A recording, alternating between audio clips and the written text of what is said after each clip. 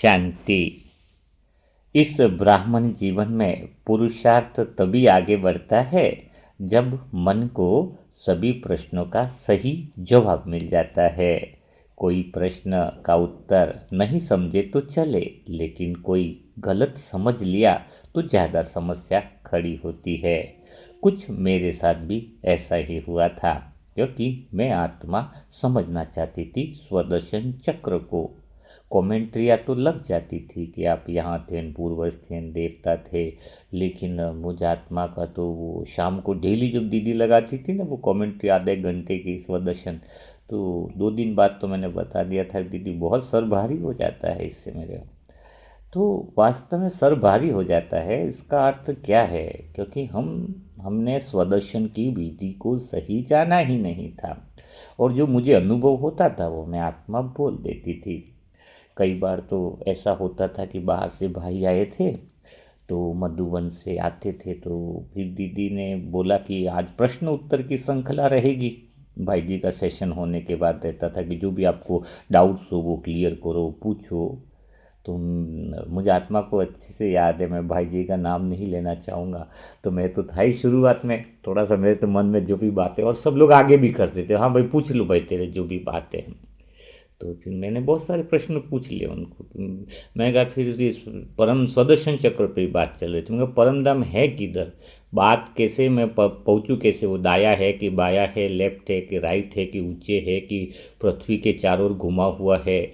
हम भाई जी जवाब देते, लेकिन अपने मन को संतुष्टि नहीं हो पा रही थी। फिर मेरे मन में कई सारे प्रश्न थे उस समय, लगभग मैंने 20 प्रश्नों की श्रृंखला पूछ ली थी। मैंने कहा कि इंसान अगर मर जाता है तो फिर वो आत्मा को कौन हाथ पकड़ के लेकर के जाता है क्या कोई दूसरी जगह, भाई तू आ जा। जैसे अभी अभी अभी बाई चांस मेरा शरीर छूटे और मुझे दिल्ली कैलकाटा जन्म लेना है, तो कोई तो मुझे ले जाने वाला होगा कि मैं वहाँ तक पहुँचूँ कैसे। अभी तो हम यहाँ से दूसरी जगह बिना एड्रेस के नहीं पहुँच पाते हैं, तो एकदम से एक जगह से दूसरी जगह बिना एड्रेस के सब कुछ कैसे जगह पे पहुँच जाता है, कोई लेकर के जाता है क्या? ऐसा मेरे भाई जी से प्रश्न पूछता था। और वो ये भी पूछता था कि मरण जैसे शरीर छूट गया तो क्या मुझे सभी घर वाले दिखाई देंगे या उसी समय बंद हो जाएंगे। हाँ, कि जैसे जो रिलेशन में है, अभी मेरा शरीर छूट गया तो फिर मुझे सभी लोग दिखाई देंगे या चले जाएंगे या फिर क्या होगा। तो ऐसे प्रश्न बहुत ज़्यादा मेरे रहते, तो मैं पूछता था। इवन दूसरे दिन तो मुझे सेशन में आने से बहनों ने रोक दिया था, वो भाई जी ने बोला इसको मत लाना, बाकी उसको एक दिन बैठा देना, नहीं तो पूरा डिस्टर्ब हो जाता है मामला। क्योंकि वास्तव में जब तक अंदर से मेरे प्रश्न जो रहते थे कि कैसे होता होगा, मुझे वो स्वदर्शन चक्र में इंटरेस्ट नहीं था कि आप ब्राह्मण से फरिश्ता देवता बने, फिर देव यहाँ से आए, पूर्वज बने, पूज्य बने, उसमें कोई अंदर से वो रुचि नहीं आ रही थी। तो धीरे धीरे फिर मैंने उन बातों को जानने का प्रयास किया। तो आज हम बात करने वाले हैं उन प्रश्नों की जो मेरे को जीवन में स्वदर्शन चक्र जिसको कहेंगे कि वास्तविक स्वदर्शन चक्र क्या होता है। वास्तव में स्वदर्शन चक्र बहुत इंटरेस्टिंग होता है। स्वदर्शन चक्र अपनी यात्रा कितनी मज़ेदार होती है, फ़ोटो खिंचवा के जब देखते हैं तो कितना मज़ा आता है। तो ये तो हमारे जीवन की अपनी यात्रा है, इसमें तो बहुत बहुत आनंद आना चाहिए। मुझे बहुत बड़ा आनंद आने लगा था। तो आज आज मैं आत्मा आपको अपने स्वदर्शन यात्रा की अनुभवों को बताऊंगी कि शायद मेरे अनुभव आपके जीवन में काम आए कि वास्तविक स्वदर्शन यात्रा क्या होती है जो मैंने अनुभव किया। तो आप सभी लोग बहुत ध्यान से और अच्छे से बने रहिएगा। और रिक्वेस्ट भी है आप सभी आत्माओं से दिल से, क्योंकि अब तो सुबह होते ही आपसे बातचीत होती है, एक परिवार की तरह बातचीत होती है। तो शांति से बैठे चेयर पे, कोई डिस्टरबेंस ना हो, तो शायद आपको बहुत मज़ा आएगा, गहरा मज़ा आएगा, आनंद आएगा। तो सबसे पहली बात जो होती है, स्वदर्शन चक्र की बात कर रहा हूँ। उसमें कोई एक टॉपिक विशेष कवर नहीं लूँगा, उसकी गहराई लूँगा तो पूरा स्वदर्शन चक्र हो नहीं पाएगा, लेकिन थोड़ी बहुत जानकारियाँ देता जाऊँगा और पूरे स्वदर्शन चक्र को अपने अनुभव से क्लियर करूँगा। और जैसे जैसे कोई टॉपिक आएगा तो फिर उसमें गहराई में भी लेकर के जाएंगे। जैसे पिछले सेशन में आपने देखा था सूक्ष्म लोक वगैरह। तो सबसे पहले स्वदर्शन चक्र की शुरुआत मेरी जहाँ से हुई वह यही थी, परम धाम तीनों लोकों की जानकारी के बारे में। तो तीनों जो लोक है ना, वास्तव में मुझे आत्मा का बहुत अच्छे से अनुभव रहा, जो कि तीनों लोक जो हैं जिसमें हम कहते हैं कि परम धाम ऊपर है, परम धाम यहाँ पे है, परम धाम वहाँ पर है। तो उसके पहले यह समझना बहुत ज़्यादा ज़रूरी है कि ये जो पूरा संसार है, तीन तरह के संसार हो गए। तीन लोग बताते हैं ना, बाहर का भौतिक संसार हो गया, सूक्ष्म लोक हो गया, परलोक परम धाम हो गया। ये तीन संसार जो हैं एक्चुअल में तीन आत्मा की स्थितियाँ हैं। आप इसको स्थितियों से लेना समझना चालू करोगे तो बहुत अच्छे से स्वदर्शन चक्र आपका घूमने लगेगा। तीन स्थितियाँ माने क्या है, जो संसार, जो भौतिक संसार है, यहाँ पर जो आयाम है ना, यहाँ पर एक तरह से 3D आयाम है। 3D आयाम यानी इसको आसान भाषा में समझेंगे कि यहाँ पर आपको दाएं भी कुछ दिखता है, बाएं क्या है, लंबाई क्या है, चौड़ाई क्या है, ऊंचाई क्या है। तीन आयाम है ना, लंबाई भी दिखती, चौड़ाई भी दिखती, ऊंचाई भी है, दाया भी है, बाया भी है, सब कुछ है। ठीक है। सब अलग अलग प्रतीत होता है कि लेफ्ट में क्या है, राइट में क्या है, सब पता चलता है ना।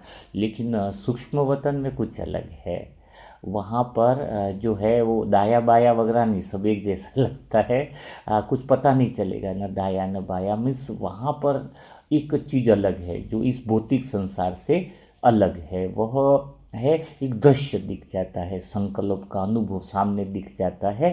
दृश्य जरूर दिख जाता है, लेकिन ये दाया बाया नहीं, सब वो उस दृश्य सामने आना चालू हो जाते हैं। जैसे संकल्प किया वैसा दृश्य, उसमें हमें कोई स्पेस का फीलिंग नहीं है, मतलब है ना, स्पेस का नहीं है कि दूरी है, कि ये है लंबाई चौड़ाई, ऐसा कुछ स्पेस का नहीं। लेकिन वहाँ पर एक चीज़ है जो है वो समय का है, कि भविष्य की हम जिन बातें सोच रहे हैं, ऊर्जा प्रवाहित करें, तो समय है वहाँ पर, है ना।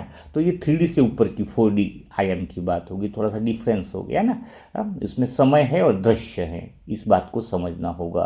तो यह बाहर की आत्मा की स्थिति, संसार की स्थिति, जहाँ लंबाई चौड़ाई ऊंचाई सारी चीज़ें हैं। लेकिन सूक्ष्म वतन में लंबाई चौड़ाई ऊंचाई का नहीं, मेन बात है कि वहाँ पर वो दृश्य हैं और समय है, लेकिन वहाँ पर टाइम है। यह बात समझनी होगी। और जो परम धाम की जो चेतना की स्थिति है, वहाँ पर आत्मा की स्थिति क्या है, वहाँ पर अच्छा, पृथ्वी में गति भी है, सूक्ष्म तन में भी गति भी है। गति मीन्स चलना, गति है आत्मा की, विचारों की, तरंगी की, तभी तो ये हलचलें हो रही है ना। परेशानियाँ हो, चाहे अच्छी बात हो चाहे बुरी बात हो। लेकिन यहाँ पर परम धाम की स्थिति को समझना होगा। परम धाम आत्मा की वह स्थिति है जहाँ पर बिल्कुल साइलेंस से 5D आयाम है। यानी ये समझ सकते हो, थोड़ा बहुत अभी दूंगा इसकी जानकारी, क्योंकि स्वदर्शन चक्र के 5D में न लंबाई है, न चौड़ाई है, न ऊंचाई है। वहाँ पर न समय है, गति ही नहीं, समय ही नहीं, कोई गति नहीं है, कंपन है, एक स्थिर है, कोई चेंजेस नहीं है। जैसे बर्फ है, वो संसार भौतिक संसार हो गया। पानी को ले लो आप, सूक्ष्म वतन तरल रूप में ले लो, ठीक बात है। तीसरा हो गया भाप। भाप है, सब तरफ है, तो भाप में कोई दिशा नहीं, कुछ नहीं, सब जगह, हाँ, न दाया न बाया, हाँ, ऊंचा न नीचा। लेकिन वो भाप और इस परम धाम के भाप में क्या, वो स्थिर है ना। ये थोड़ा एग्जाम्पल के द्वारा 5D थोड़ा समझा रहा हूँ। तो वहाँ पे न लंबाई, न ऊंचाई, न चौड़ाई, न समय भी नहीं, न देह, न विचार, न गति। जब विचार ही नहीं है तो गति होती ही नहीं है, क्योंकि विचार ही तो सबसे बड़ा शत्रु है। विचार आई तो गति आई, और गति आई तो हलचल आई। तो वहाँ पर जो परम धाम में है, हम शांत रूप में हैं। और वहाँ पे जो प्रकाश है, लाल सुनहरा प्रकाश जो कहते हैं, एक्चुअल में वो ओरिजिनल शांति का प्रकाश है। ओरिजिनल गहरी शांति का, स्थिर शांति है। वो प्रकाश जो आत्मा को डिस्टर्ब नहीं करता है, चुभता नहीं है। जबकि सूक्ष्म वतन में थोड़ा सा सफ़ेद बैंगनी प्रकाश है। जो अनुभव का रंग का अलग अलग प्रकाश सूक्ष्म वतन में मिलता है, क्योंकि वहाँ पे अनुभव की कंपन चालू होती है। आत्मा की वहाँ पर एक ही कंपन है, अस्तित्व की कंपन, परम धाम। तो ये पूरी जो चीज़ें हैं ना, तीन लेयरों में बटी हुई है। एक तो है भौतिक संसार की लहर में जब आत्मा की स्थिति होती है तो ये सारा दाया बाया सब अनुभव करती है, लेकिन वो जब सूक्ष्म वतन की स्थिति का अनुभव करती है जिसमें खाली दृश्य है लेकिन न दाया न बाया सब कुछ, और स्पेस नहीं, उसके लिए जगह नहीं, संकल्प करे कहीं भी पहुंच सकती है, मीन्स है ना। तो वो जो है सूक्ष्म वतन के अंदर है, लेकिन समय है, वो लेयर सेकंड लेयर हो गई। और तीसरी लेयर है वो है परम धाम, जो मैंने बताया, जो शांत है, स्थिर है, न गति है न समय भी नहीं है, कुछ भी नहीं है। लेकिन उस परम धाम का अर्थ हम यही कह सकते हैं कि आत्मा की सबसे उच्चतम चेतना का लेवल। तीसरी लेयर कौन सी है? ये तीन लेयर से पूरी चीजें बनी हुई है, एक भौतिक संसार की लहर, एक सूक्ष्म वतन की लहर और तीसरी परम धाम की लहर। सबसे ऊंचा आयाम, सबसे ऊंची आत्मा की स्थिति, आत्मा की स्थिति है वो एक्चुअल में। तो जब आत्मा स्थिति को चेंज करेगी तो वो ऑटोमेटिक तीनों स्थितियों का अनुभव करती है। जब आत्मा में विचार नहीं है तो वो परम धाम की लहर में आ गई। हाँ, वो असीमित हो गई, उसमें वो सोचेगी नहीं कि मेरा परम धाम कहाँ फैला हुआ, वो है ही नहीं ना, सीमा तो है ही नहीं उसमें। हाँ हाँ, बस वो मूल सोर्स में है, वहाँ पे वो ये है कि पूरा सारा ब्रह्मांड सारी चीज़ें मेरे अंदर ही है, बिल्कुल एक बिंदु अपने अस्तित्व में है खाली, बस और कोई विचार नहीं है, कुछ भी नहीं है। तो ये लेयर की बात है। जब तो आत्मा की सबसे ऊंची लेयर होने के कारण, उच्च चेतना की लेयर परम धाम होने के कारण, जब हम शरीर में योग करते हैं तो जैसे ही आत्मा पहली लेयर से अलग होती है, इस देह की लेयर से अलग होती है ना, तो ऐसा लगता है ना कि आत्मा उड़ रही है। उड़ना मतलब क्या है? उड़कर कहीं जा नहीं रही है, वो उच्चतम लेवल में प्रवेश कर रही है, उच्चतम स्थिति का अनुभव कर रही है, उच्चतम चेतना का अनुभव कर रही है। उच्चतम चेतना का अनुभव यानी गहरे ऊंची फ्रीक्वेंसी के, ऊंचे वाइब्रेशंस के अनुभव कर रही है। मोबाइल का टावर आता, सिग्नल आता, कोई टावर की फ्रीक्वेंसी दिखती, बस पूरी जगह फैली हुई है और दिखती नहीं है, है ना। तो वो आत्मा की उच्चतम फ्रीक्वेंसी है जो जो फैल जाती है। वो लेयर में कोई साइंटिस्ट प्रवेश नहीं कर सकता है, कोई वो नहीं कर, ये तो सिर्फ आत्मा अपने स्थिति को समझ कर ही उसका अनुभव कर सकती है। इसलिए हमें योग में लगता है कि हम उड़ रहे हैं, मतलब आत्मा कोई उड़ कर जा नहीं रही, ऊपर की तरफ जा नहीं रही, पर ऊपर की तरफ फीलिंग क्यों आती है? जैसे कहते हैं ना, किसी का चेहरा तो मूड ऑफ हो गया, इसका चेहरा तो लटक गया, मूड अच्छा हो गया, चेहरा खिल गया। तो वो चेहरा कोई लटक गया नहीं, कोई 2 इंच नीचे थोड़ी आ गया, इसका मतलब है उसकी चेतना, अपन पृथ्वी पर कोई चीज़ गिर रही है ना, तो नीचे की तरफ हम बात करते हैं। तो मुझ आत्मा ने वो गहराई से जो अनुभव किया, तीनों लेयरों का बहुत अच्छे से अनुभव किया हुआ है, बहुत अच्छा लगा है मुझे। बहुत अभ्यास भी बहुत अच्छे से बाबा ने कराया। तो स्वदर्शन चक्र को यहाँ पर पहली शुरुआत परम धाम की उस उच्चतम चेतना से हमें चालू करनी चाहिए। और उच्चतम चेतना जो है, और देखा होगा योग में कई बार आंखें ऊपर की तरफ चली जाती है। रीज़न क्या है? क्योंकि आत्मा जब केंद्र बिंदु की उच्चतम चेतना में आती है तो अपने मस्तक के केंद्र में वो ऊर्जा इकट्ठी होने लगती है, मानो समेट लिया हो। तो वहाँ पर वो ऊर्जा इकट्ठी होने से वो आंखें जो हैं वो थोड़ी सी ऊपर की तरफ, ऐसा लगता है कि ऊपर की तरफ जा रही है। तो परमधाम हो गया, वो साइलेंस का केंद्र हो गया, है ना। अब जैसे देखो समुंदर होता है, समुंदर में गहराई है तो सागर में गहराई है, किधर भी सागर में अंदर जाओगे वो तो गहराई मिलेगी ना, पानी में डूबे सागर में तो गहराई तो मिलेगी। लेकिन उस गहराई में अगर उस गहराई के केंद्र में पर चले जाए हम, जो बहुत ज़्यादा गहराई का केंद्र है, तो हम क्या कहेंगे? यह तो गहराई का सबसे बड़ा केंद्र है। तो सागर में हर जगह गहराई है, लेकिन एक बिंदु ऐसा है जो सागर में जो पूरी गहराई, बहुत ज्यादा गहराई है, वो गहराई का बड़ा केंद्र बिंदु है। तो परम धाम शांति का केंद्र तो है, लेकिन शांति में भी गहरी शांति, बहुत डीप शांति का जो केंद्र है वह है परमात्मा शिव। एक ऐसी शांति मानो पूरी परम धाम की शांति ही उससे निकली है। वाइब्रेशन, हाई फ्रीक्वेंसी, उच्चतम चेतना की अवस्था, उच्चतम साइलेंस की अवस्था। और वो इतनी हाई फ्रीक्वेंसी वाली शांति है, जैसे बताया ना कि सागर की गहराई में वह केंद्र बिंदु जो जो सबसे गहरा हो, तो वैसे ही शांति का सागर क्यों कहा जाता है? कि परम धाम में जो शांति है, उस शांति का सबसे गहरी शांति का जो केंद्र है वह है परमात्मा शिव, निराकार शिव। तो यहाँ तक आप समझ रहे हो, मेरे साथ बनते जा रहे होंगे। तो हमारी जो ओरिजिनल अवस्था है, मूल अवस्था है, वह ओरिजिनल शांति की है, गहरी शांति, गहरी शांति की है ना। परम धाम के लिए तो 2-4 घंटे का अलग सेशन लेंगे, अभी मैं खाली स्वदर्शन चक्र में आपको लाना चाह रहा हूँ, ठीक है। तो थोड़ा बहुत नॉलेज आपको समझा रहा हूँ। तो परम धाम को यहाँ तक आपने समझ लिया। वहाँ विचार नहीं, देह नहीं, गति नहीं है। मतलब गति, गति मतलब क्या, आत्मा का चलना उठना बैठना को गति नहीं कहते। कंपन नहीं, ऊर्जा नहीं, आत्मा की ऊर्जा की फ्रीक्वेंसी में चेंजेस नहीं, एक स्थिर ऊर्जा है, साइलेंस ऊर्जा है। उस ऊर्जा को कोई डिस्टर्ब नहीं कर सके, ऐसी ऐसी पावरफुल ऊर्जा है, शांति की ऊर्जा है, अपनी मूल ऊर्जा है। तो वहाँ पर कोई विचार नहीं, कुछ भी नहीं, कोई सोच भी नहीं है, अस्तित्व की बात है। अब बात यहाँ पर आती है कि जब परम धाम में इतनी शांति में आत्मा है, इतनी गहरी शांति में है, तो नीचे क्यों आ जाती है? परम धाम से ऐसे अचानक कैसे पता चलेगा? जब विचार ही नहीं है उसके अंदर, जब उसके अंदर विचार ही नहीं है आत्मा में, परम धाम में, तो वो फिर नीचे कैसे आ जाती है? उसको नीचे आने की ज़रूरत क्या है? क्या ऐसा कारण है, क्या ऐसा रीज़न है जो नीचे आती है? क्योंकि वहाँ पर तो जो आत्मा है ना, अपनी स्थिति के अनुसार ऊर्जा में वही जगह पे, जगह भी नहीं बदलती, एक दूसरे को टच भी नहीं करती है परम धाम में आत्माएं।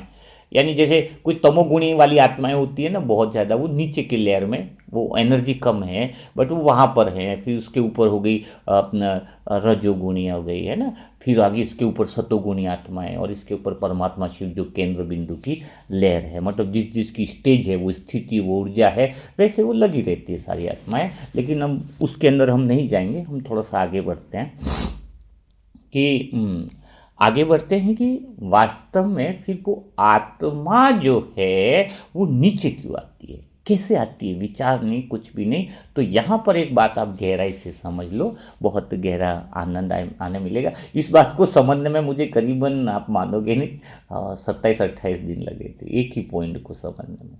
फिर बाबा ने बहुत प्यार से समझाया मुझे कि आत्मा में ड्रामा का पार्ट भरा हुआ है, एक्यूरेट ड्रामा का कोड सेट है। बहुत गहराई से समझना, ड्रामा में कोड सेट है, और जैसे ही उसकी भूमिका चालू होने वाली होती है, उसका भूमिका का वो ड्रामा में पार्ट है ना, कोड एक्टिवेट हो जाता है।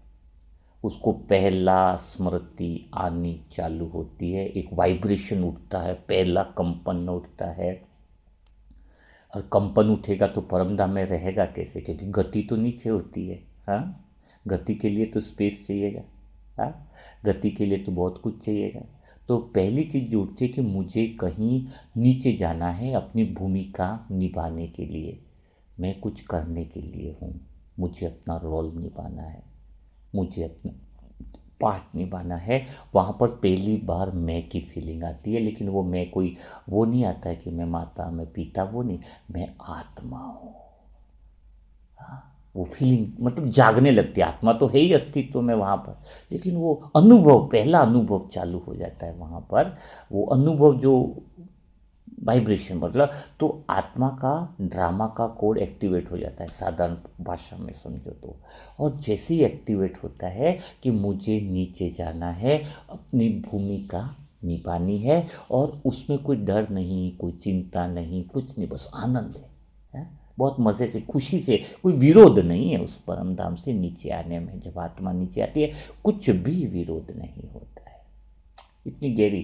तो वो उच्च चेतना की लहर से वो आगे बढ़ती है, लेकिन बाबा से परमिशन लेकर, भगवान से। मानो बाबा माँ बच्चे को जैसे परमिशन दे रही है ना, कि जाओ, जाके आओ, भूमिका निभा के आओ।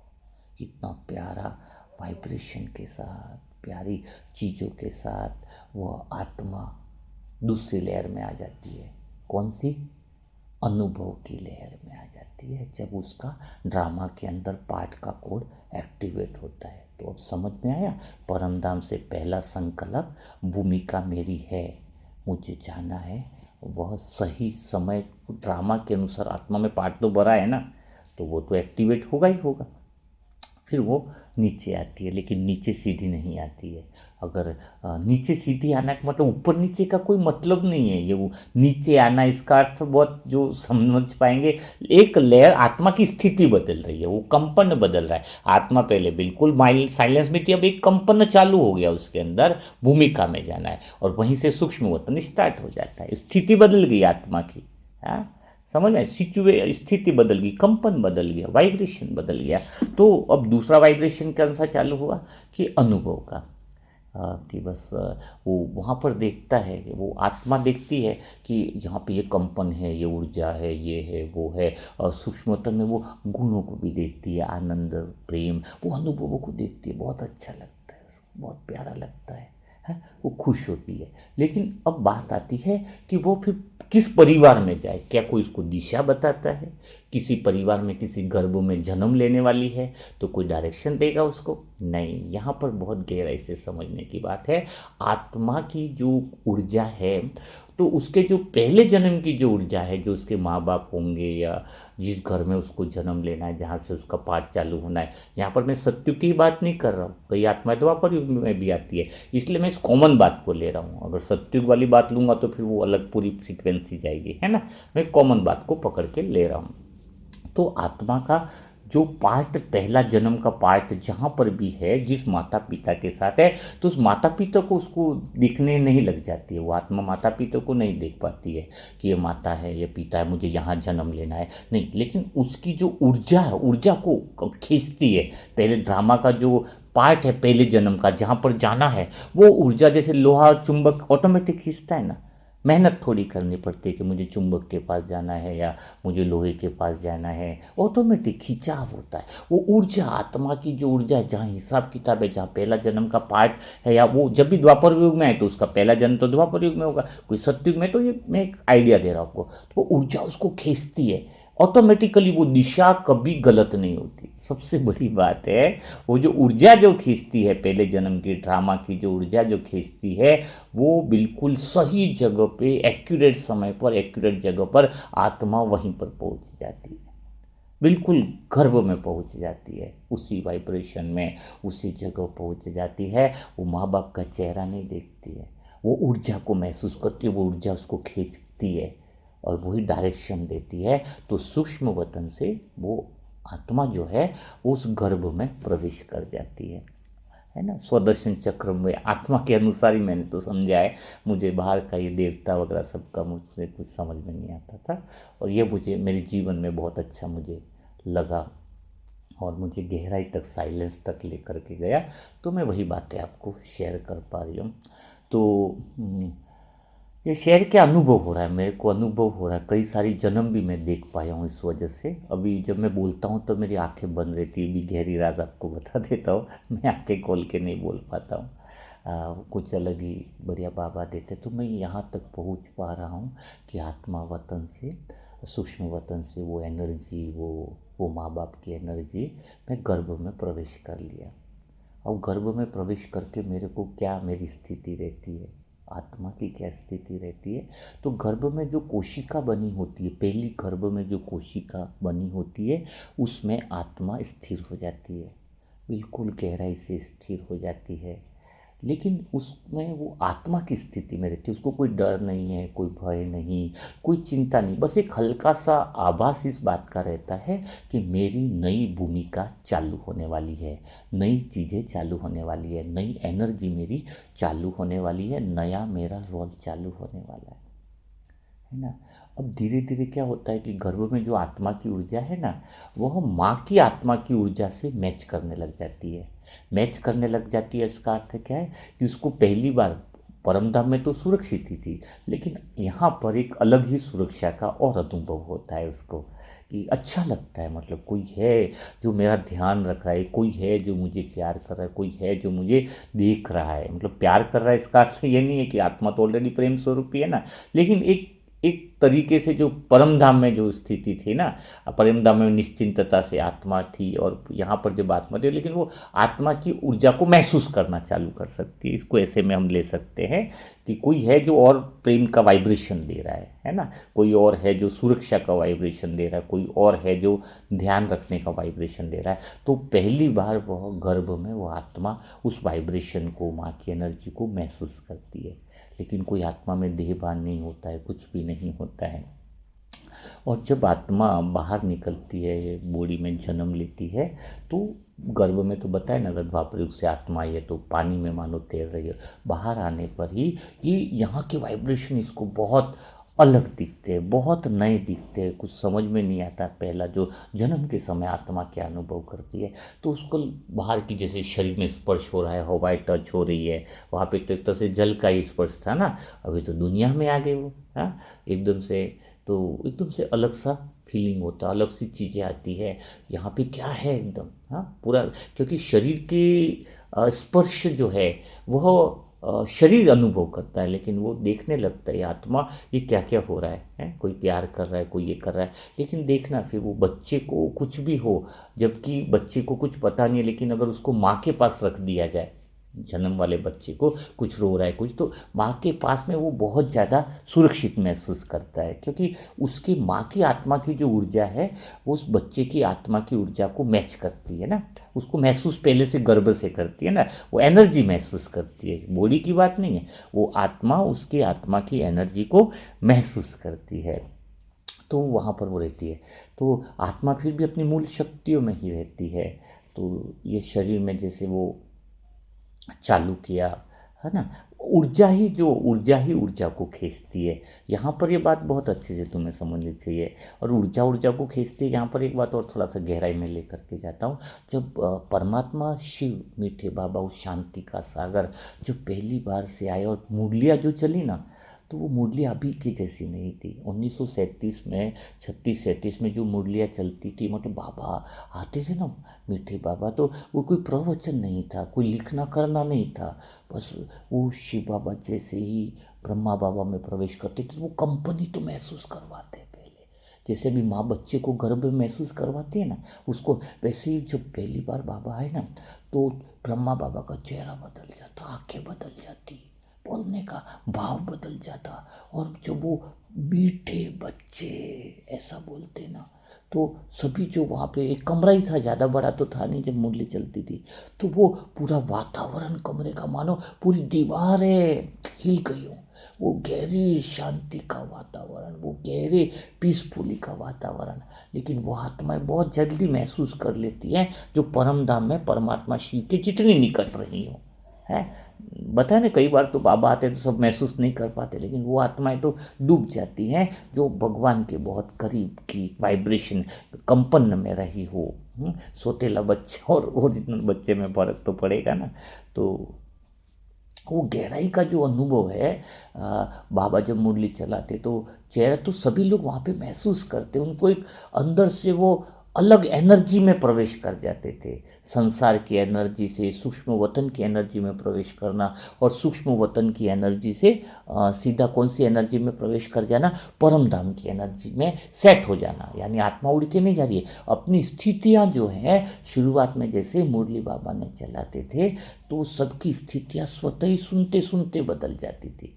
और सुनते सुनते वो क्या कहते थे कि हम ट्रांस में चले गए, हम ये चले गए, वो चले गए। मतलब चले गए का अर्थ क्या है, चले गए मतलब उड़ के कहीं चले गए, हाँ, कोई स्थान की बात, स्पेस की बात तो आत्मा के पास है ही नहीं। आत्मा की लहर बदल गई, चेतना की ऊंची अवस्था आ गई। तो वह जो परमात्मा शिव का जो कंपन है, वाइब्रेशन है, जो ऊर्जा है, वो ऊर्जा ही हम आत्माओं को खींचती है, अट्रैक्ट करती है, लेवल में लेती है। तो यह बातें थोड़ी समझने वाली बात है। उससे मैंने माँ बच्चे के साथ आपको कनेक्ट करने की कोशिश करी है कि जैसे माँ बच्चा उसके पास होकर सुरक्षित महसूस करता है, वैसे ही वो हल्की सुरक्षा। लेकिन हम आत्माएं पहली बार जो बाबा की आवाज़ सुनी, मुरली सुनते हैं, तो वह हमें बहुत अलग ही गहराई तक लेकर के जाता है। जो 1937 से 1942 तक चली वो मुरलियाँ बहुत गहरी थी, है ना। बाद में तो 2 लाख, एक टेप रिकॉर्ड भी चालू हुआ, वो 2-2 जनों उठा करके जाते थे, है ना। बाबा की वाइब्रेशन इतना स्लोली बाबा बोलते थे शुरुआत में कि कुछ था नहीं लिखने का, तो उस समय तो बहने लिखना भी चालू किया फिर मूल्य। और एक एक शब्द बहुत धीरे बोलते थे ना बाबा, तो आराम से वो समझ करके लिखते थे, और इस तरीके से लिखती थी माताएं बहनें सर कि कोई लाइन छूट ना जाए, क्योंकि उनको समझ में आने लगा। पहले तो किसी को मुरली देनी ऐसा था ही नहीं ना, पहले तो खुद अनुभव करते, फिर बाद में समझ में आया कि तो लोगों के काम आने वाली चीज़ है, इसलिए फिर वो बहुत एक एक लाइन को लिखना चालू किया। तो फिर इस मुरली से सभी देखो बाबा के परम धाम की आवाज़ है, वो साइलेंस के सोर्स की आवाज़ है, जिसने मुरली ने कई लोगों का जीवन जैसे बदलना चालू हुआ, तभी तो सारे विश्व में फैलने लगी, है ना।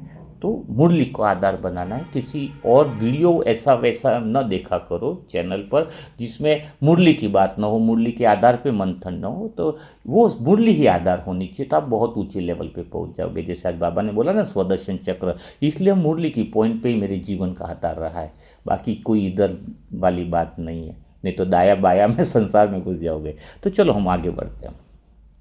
तो अब क्या था बात, जन्म वाली बात तो मुझे समझ में आई कि एक्चुअल में फ्रीक्वेंसी क्या होती है।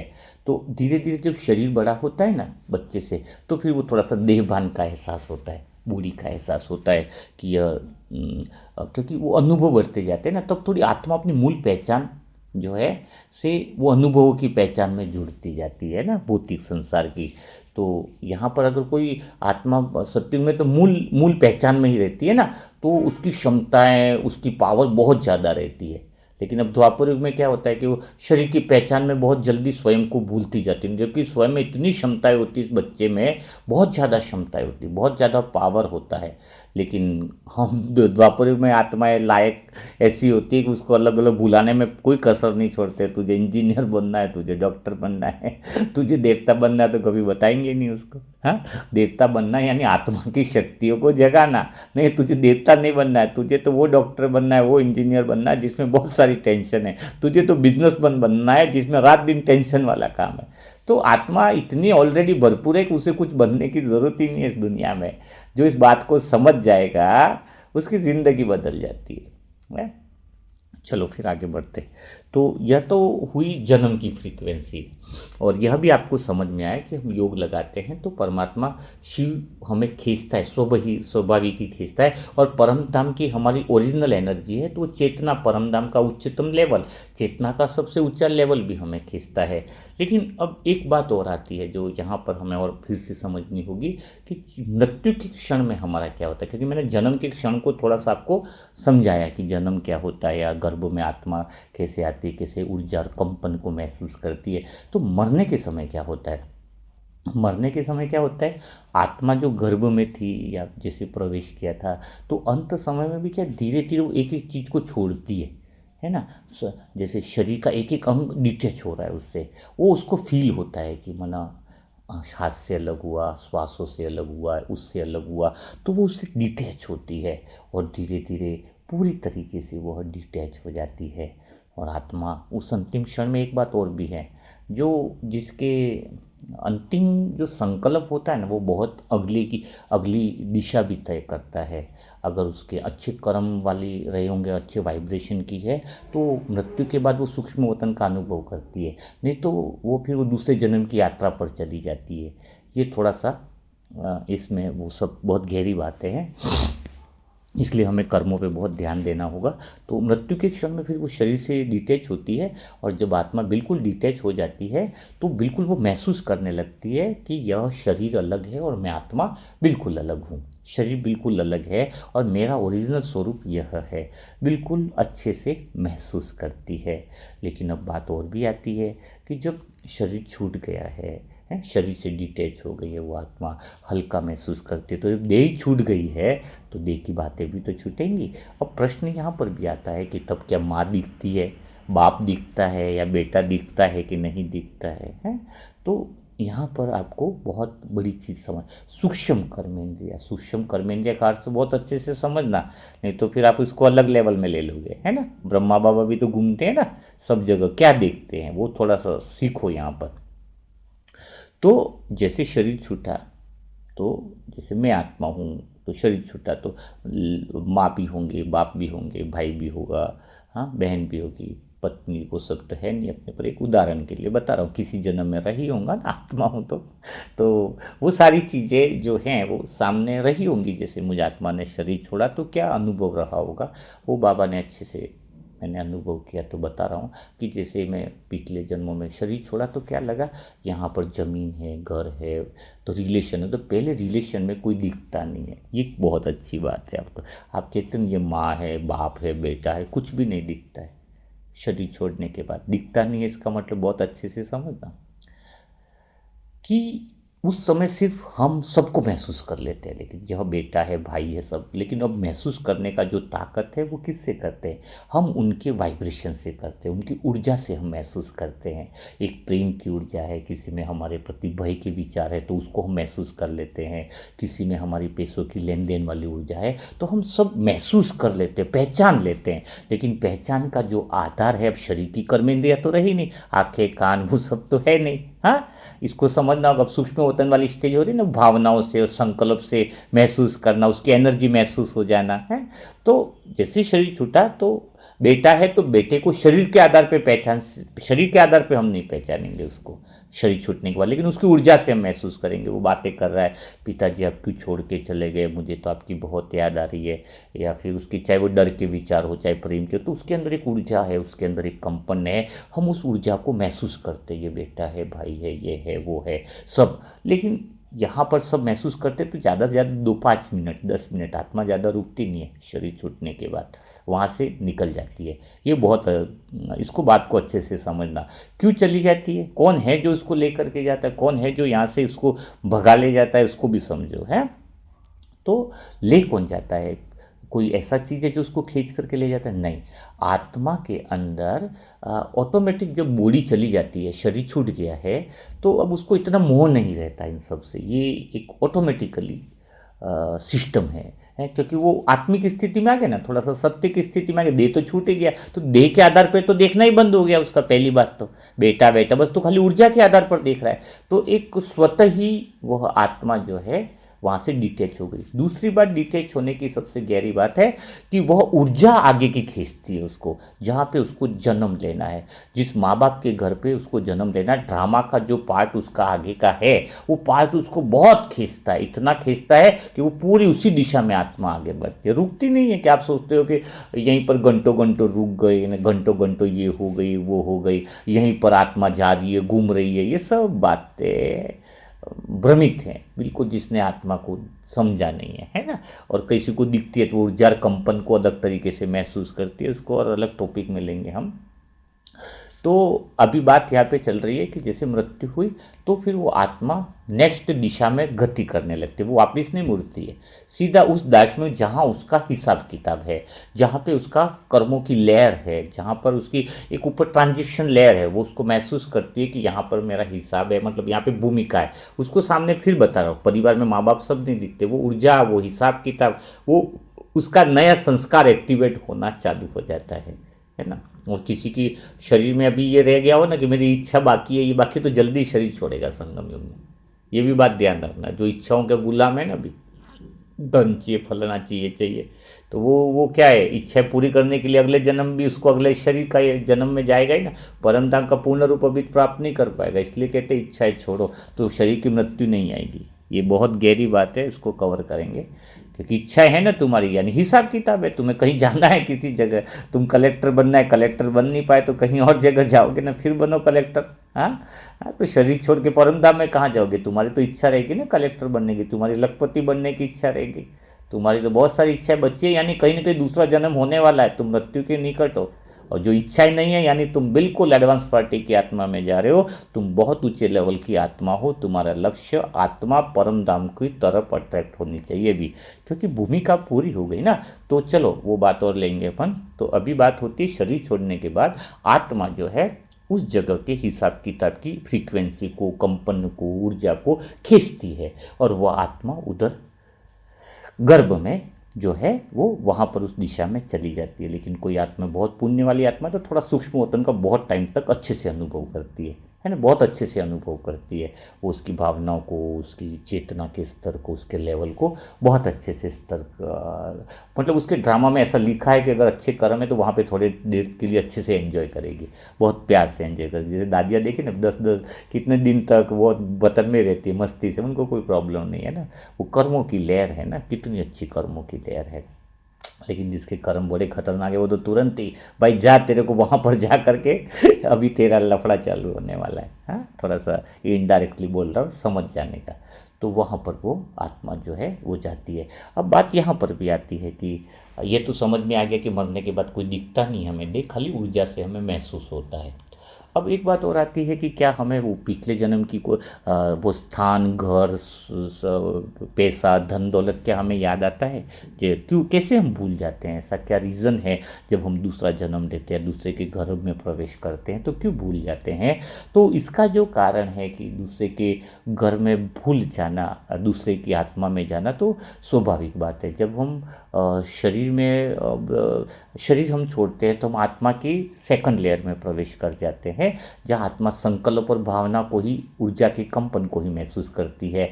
तो वो ऑटोमेटिकली देह, मेरे रजिस्ट्रियाँ पड़ी है, मेरा मकान पड़ा है, वो पैसा, धन, वो ऑटोमेटिकली उससे क्या हो जाता है, क्योंकि वो सारी चीज़ें तो मस्तिष्क में होती है ना, मस्तिष्क ब्रेन के अंदर है ना, सारी चीज़ें भरी किस में है? ब्रेन के अंदर भरी है।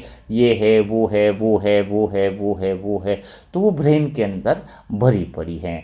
तो वह जो आत्मा है वो क्या करती है? उससे कोई मतलब नहीं, ब्रेन छूटा, शरीर छूटा, तो वो आत्मा दूसरी तरफ चली जाती है, दूसरी तरफ गहराई से चली जाती है, अच्छे से चली जाती है। उसको कुछ याद नहीं रहता है कि मेरी बिल्डिंग है, मेरा मकान, ये वो सब है ना। देह छूटा तो उसको वो स्मृति से वो चीज़ें भूलना एक नेचुरल ड्रामा में फिट बैठा हुआ है, क्योंकि शरीर में, मस्तिष्क में, और मस्तिष्क तो जला दिया गया। समझ में आया कि नहीं? अब वो आत्मा गर्भ में प्रवेश करती है उसके हिसाब किताब के अनुसार, आकर्षण के हिसाब से। तो वो कोई पकड़ के लेकर के नहीं जाता, कोई ये लेकर के नहीं जाता है। ये सारी चीज़ें जो है ना, एक्चुअल में आत्मा की स्थिति की 3 लेयर हैं, संसार की लेयर, भौतिक लेयर और अंदर की लेयर।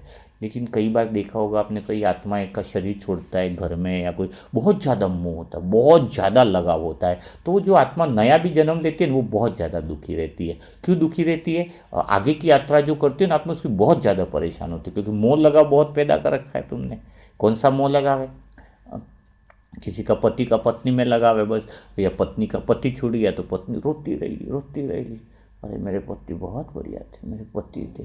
वो पति बढ़िया थे वो तो ठीक है, लेकिन आपकी ऊर्जा जो है ना उसको बहुत डिस्टर्ब करती है।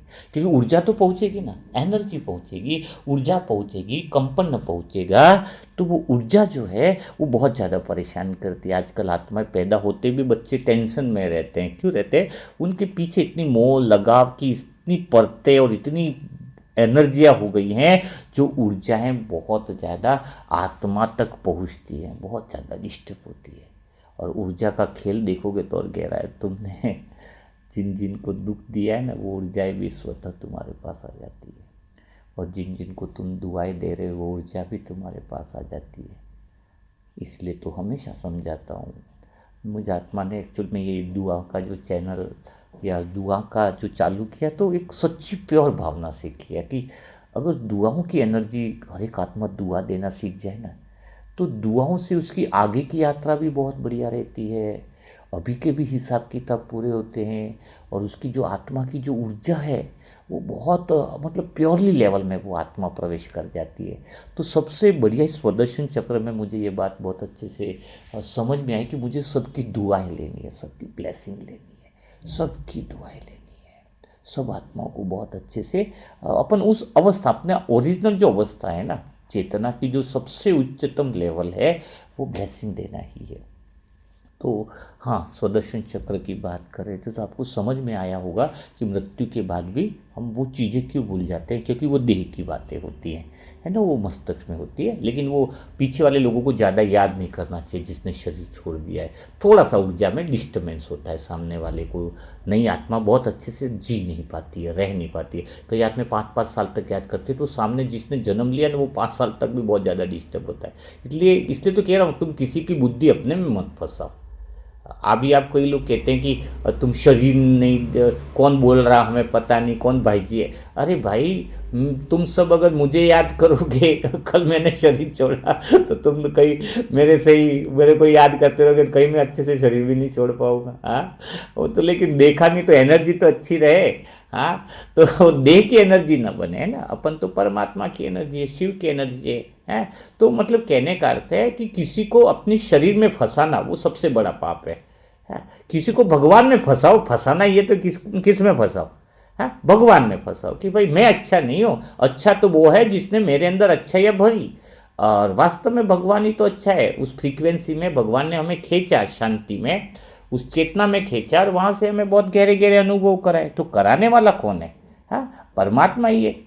तो मेन बात यही है कि हमें किसी को अपने शरीर में, किसी की बुद्धि अपने में न फंसे। अपने में फंसने का अर्थ है कि वो हमें अगर बार बार याद कर रहा है तो भी हमारा योग डिस्टर्ब होगा। और वो हमें बार बार याद कब करेगा? जब हम बोलेंगे उसको कि मैंने तेरे लिए किया, मैं ही तो हूँ तेरा करने वाला, मैं नहीं होता तो तेरा अच्छा कहाँ होता।